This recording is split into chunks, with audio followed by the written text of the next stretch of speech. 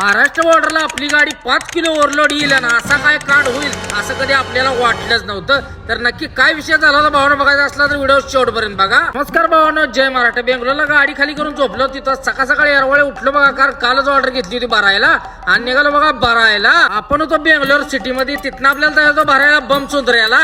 मग काय कान सिटीतनं लावलं बघा रिबीट, उचलं बघा बमसुंदऱ्याला कंपनीत एंट्री करायला 1 तास गेला राव. मेडिसिन कंपनी लय लपडी, फायनली मारली बघा कंपनीत एंट्री. गाडीची जुनी एंट्री असल्यामुळे लय मगजमारी करायला लागली नाही. कंपनीत आत आलं की घाण जार वास मारतय. हे असलं निळ ड्रम भरायचं होतं, 10 मिनिटात झाली बघा गाडी भरून ओके. पेपरला साहेब म्हणलं 2 तास लागतील. मग काय आलो बघा जेवायला, म्हणलं जेवण करूया. मस्त पैकी जेवण केलं बघा, पेपर घेतलं मारली बघा तिथनं कलटी. अख्खा दिवस गेला राव या कंपनीत. बाहेर आलो तर लागलं दुनियाचं जाम. असा बसा पोचलो बघा नाईस रोडच्या टोलवर आणि टुमकुर रोडला हाणला बघा टन. ड्रम एक गाडीतला लाट हालत होत, त्यामुळे रस्सी घेतली, म्हटलं बांधूया. दिवस एक तिथंच मावाळा. नीलमंगल्याच्या बाराच्या पंपा आलो बघा, डिझेल टाकी फुल केली आणि ड्रम आवळून घेतलं. पवार शेटची धनुबी संगत होती. काय 2 तास रिपीट लावून पोचलो बघा शिरेच्या टोल नाक्यावर. आपल्याला थांबलो बघा तिथं आपली फॅमिली मेंबर भेटली सगळी. सगळ्यांची गाठ घेतली, हेल हाणलं त्यांच्यावर आणि जी रिबीट लावलं सांड म्हटलं आता कुठं थांबायचं नाही. काय पवारच्या धनुचा चित्रदुर्गात एक लाईटच व्हिडिओ हाणला.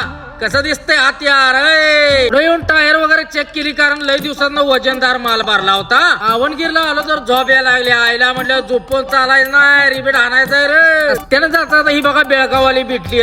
कशी आहे हाय नाद करती काय. येऊन चहा पाणी केला आणि बघा डायरेक्ट पोचलो हुबळीला. डबल रस्त्यानं डोळ्यावर लाईट पडली की यायला लागली बघा झोप. मग काय लावली फुला होतात गाणी चालू केला धिंगाणा.